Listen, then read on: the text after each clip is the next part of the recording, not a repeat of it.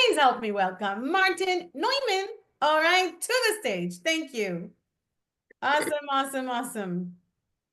Well, I think your German has a little bit of an accent, but it's fine. I have one. Yeah. Okay, Oh, we're Lord. going to compete about accents here. Oh, no. Yes, perfectionism syndrome. Shall I put up the PowerPoint? Let's see. Can I do that? All right. So, what is your relationship to stress? When you are working during the day, do you feel like you're just busy spinning the wheels and you don't know what you have to show up for?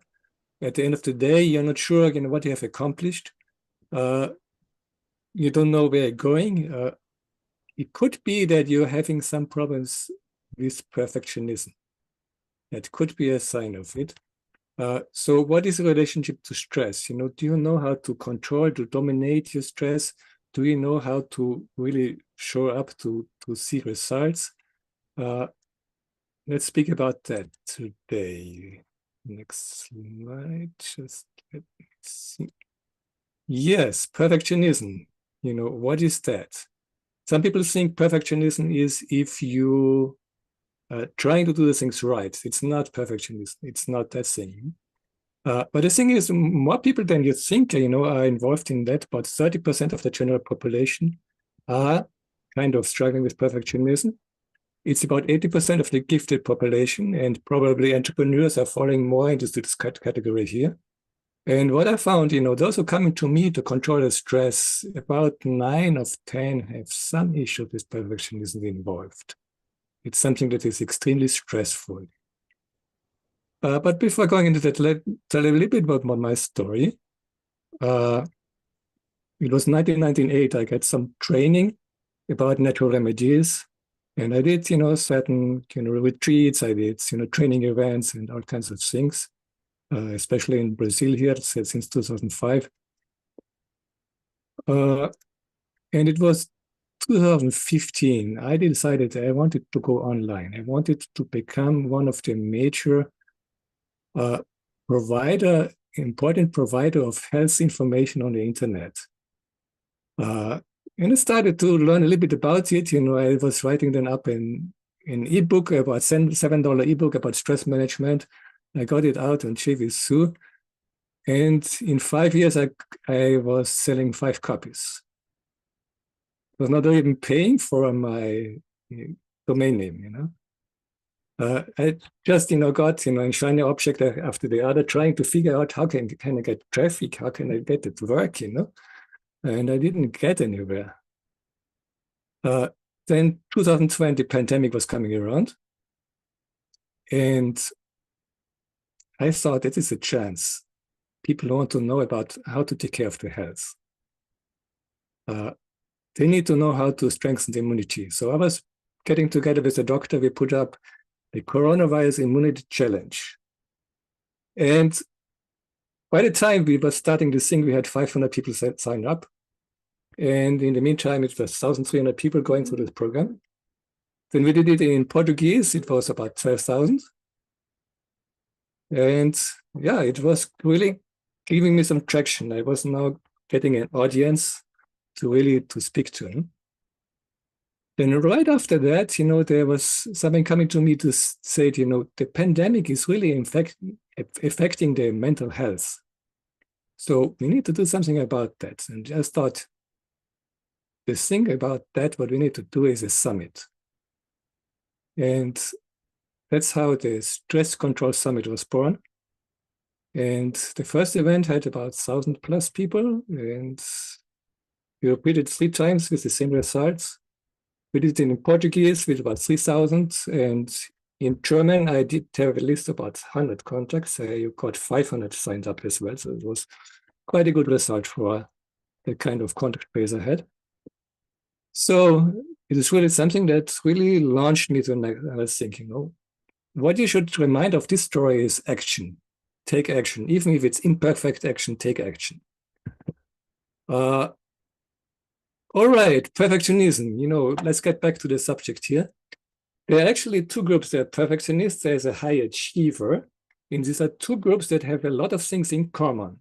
The high achiever who wants to really get to something, he's pushing himself to the limit. He strives for excellence. He's goal-oriented. The perfectionist is doing the same thing. The difference, the perfectionist is focusing on his failure, while the high achiever is focused on his achievements. The perfectionist is driven by the thing, but because he can't tolerate making mistakes. The high achiever is striving to be the best he can be. He doesn't look for being perfect, but he wants to be the best he could possibly be. And here comes the difference, What is the motive that's driving you? Perfectionism is an effort to get a sense of self-worth by your achievements. And here comes the problem. If you make a mistake, then your self-worth is getting a scratch. You're getting like, I did something wrong. I messed it up. And now people will laugh at me, or people will, you're kind of, now my self-worth is less because my achievements are not where they're supposed to be. And that is causing a lot of stress. I tell you, it is really stressful. What are the disadvantages of a perfectionist? You're wasting a lot of time. Look at this guy here, he's a typewriter, making a mistake, he's writing again, he's writing about 10 times the same thing because he wants to be perfect, It creates a lot of stress, If you need to show up perfect, you can't make a mistake. It's stressful. It is a lot of stress. You're losing sight of the big picture. Instead of grabbing the opportunities you have, you need to focus on delivering this little thing in the perfect way. And you don't get anywhere, you don't make progress because you want to get the things perfect. You can't relax. You're really stressed out all the time. You're never happy with the results. You're always criticizing on yourself. And where's it coming from? Many times it's coming from demanding parents. Parents say, you better behave. You better make this right. You can do better than that, They're kind of demanding in the things that they're expecting from you.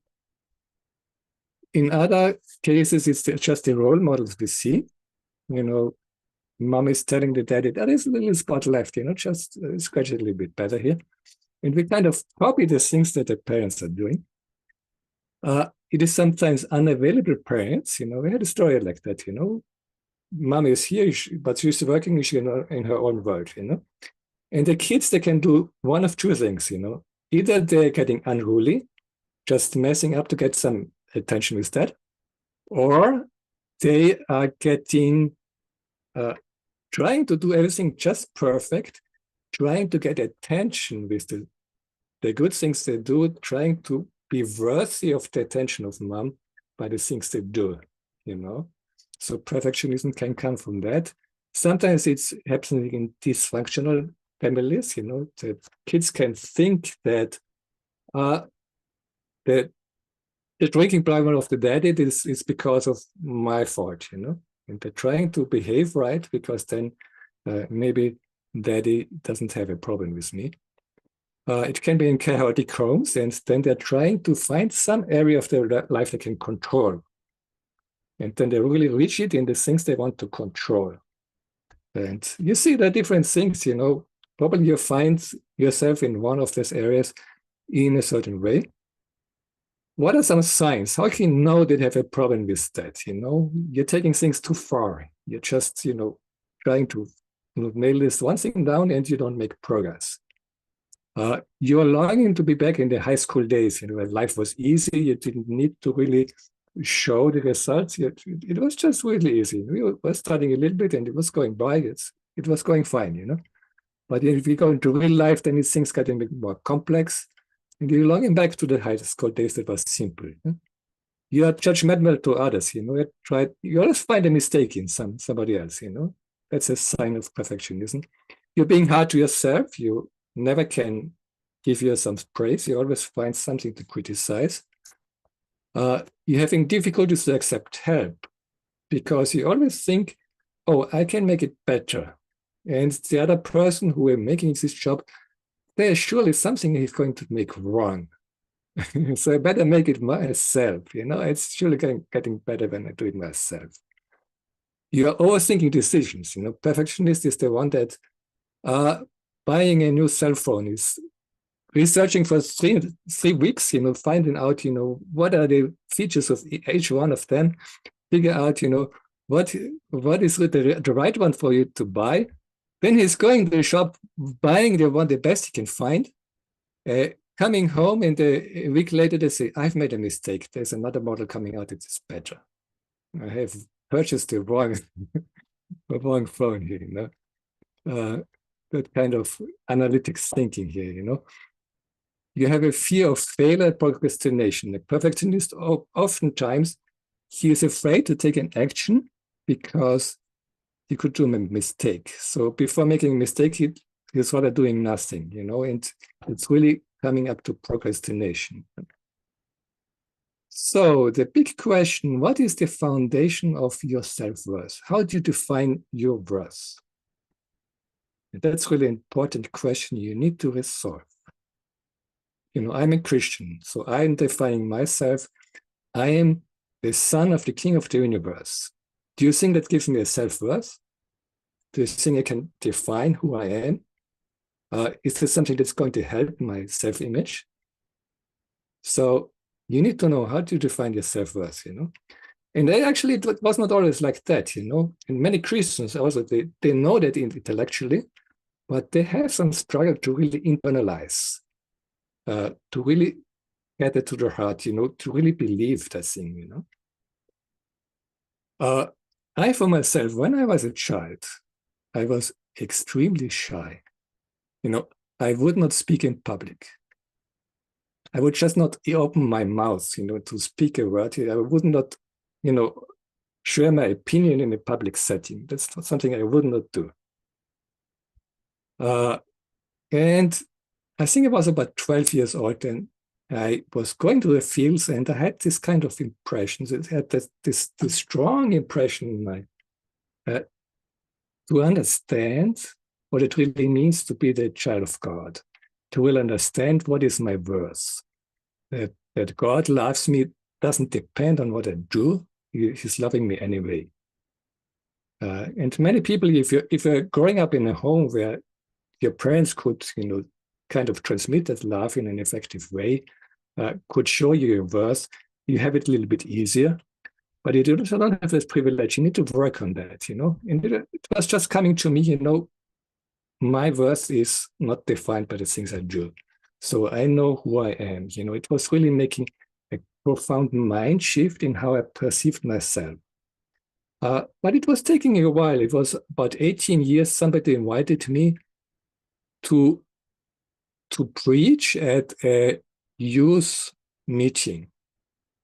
And it was the first time I considered or was even asked to do such a thing, I was never speaking in the public. And it took me a while to decide. Finally, God was kind of touching my back and saying, go forward. And, I was speaking there about Gideon, the story of Gideon, who kind of was quite reluctant, who was kind of, fearful, but he was overcoming that, and he was doing the things that God taught him to do, and got incredible victory with that. And it was actually my story, and it was preaching to myself, Just, I was hoping that in this moment I was just coming out and would just give a perfect thing, I would just shine and, like the phoenix of the ashes, just to appear there. It was not just quite the way it happened, I was still quite timid in presenting this thing, but I was giving my talk. And I was a little bit disappointed with myself, but, after that, somebody came to me and said me, Martin, you really touched me with this message. It's really speaking to my heart. So I could see I made an impact in somebody's life. And that really made a difference. I continued to preach, to talk in different settings. And today, if you put me in a church of 1,000 people, I really going to preach my heart out. I know I have a message, and it's something that's giving me energy. Today, I can handle that. I know how to handle that situation. So the thing, you need to know how to define your self-worth. And that's, I want to put the 3 steps to overcome perfectionism. The first one is define your self-worth. No matter what is your belief system, no matter what you believe, you need to know how do you define what you're worth. You need to have an answer to that. And if you're just defining yourself by the things you have, you're defining yourself by the things you do, the titles you have, or the kind of achievements, you are setting yourself up for failure. You're kind of vulnerable because these are things that can pass away. These are things that are not a given.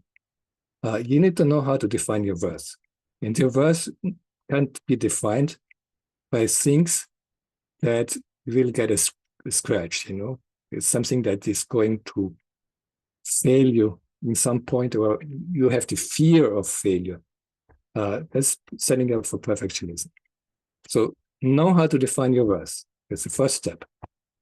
The second one, take action. Even if it's imperfect action, take action. And that's the thing, when I was asked, let's do this stress control summit, that's, we talked about that. It would be a nice thing to do. And I was looking to somebody to help me. I thought, I will find somebody who is doing the interviews for me. I'm going to have a team and we're going to work that out. The thing, I looked for it. I looked for months. I didn't find anybody. I just couldn't find anybody who would help me. Everybody was busy in their things and nobody wanted to show up and really do it. So I came to the point where I said, I am going to do it for myself. I am going to do the interviews. I'm going to do the editing. I'm going to do the sign-up pages, everything else. I did the full thing. It took about 2 months, and the thing was up and running. It was scary at the beginning, but I did it. And when it was over, and there were 1,000+ people, listening to that, and everybody showing the gratitude, how it impacted their life. I said, wow, that was great. We need to do that again. But the thing is, even imperfect action, you need to take action. You need to do something, show up, see what you're going to do. Don't sit around. Even you're afraid of it, even you think you're not prepared, that's fine. But take action. Take your first action, Another tip here as well, sometimes you think it's a very complex task. I don't know how to do that. If you're afraid to start because the task is so difficult, break it up, break it up in different tasks. Find out, what is the first step you need to do? And see, tomorrow, what step can I do to reach this goal here in 3 months? And you do the first step tomorrow. And then you put in paper, what is the next step you do? And you just do 1 step at a time, but do something. And once you get moving, things will get much, much easier, but get moving, get the courage, go out and do something, that's going to make all the difference. And the third thing is also very important, celebrate your accomplishments. When you did something, pat yourself at the back, just celebrate what you did. Encourage yourself. Many times we say, oh, it was great, but I messed up here, and this one should be better next time. And we just find all the things, all the reasons why it should be better and why we messed it up, instead of celebrating what we accomplished. So these are 3 steps that can get you into the right direction to overcome this perfectionism and to do the things you need to do to make an impact in this world and know how to reach out to somebody. There's lots of other things we could speak about, like, how you communicating to other people, how you're going to work out these kind of partnerships. That's important as well. And many other things we can speak about. But these 3 steps are already helping you to get in the way. So it pays off to overcome your perfectionism because you're going to show up in a different way. You will have more confidence. You will be making an impact. You're going to do the things you hope to do many times. And it's making all the difference in the world. So I just wanted to mention at the end, there are 7 warning signs that can show you that you may have some problem with stress. Anger is one of them. Perfectionism is the second one that we spoke today. Time urgency, disappointment, burnout, underachievement. These are the things you normally don't think about as stressful. Normally, if you think of stress, you think about work, not enough time, relationship, things like that. But many times, stress is starting in the head, how you think about it. And if you get the VIP package, I'm going to give you a really comprehensive analysis about these 7 factors here. And it's a about 90 question test. You will find out exactly where is your weak point in dealing with the stress. And I'm going to give that, it's normally a $95 program. It's sold for this price, but I'm going to give it to you if you're taking the VIP package. And what I have to offer for everybody here, I'm going to have coming up January 12th to 16th, a stress control summit for Christian entrepreneurs. The first time I'm focusing specifically on this group. So if you're a Christian entrepreneur or you're somewhere in this category, sign up for the summit. You will find lots of valuable insights. There are lots of good experts coming to the summit to figure out how you can really dominate the stress, be in charge, knowing how to control yourself. And I hope to see you there.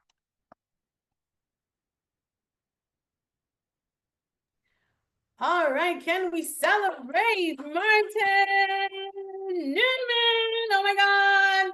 Wonderful, wonderful, wonderful. You did it. You did it. You Yeah. did it.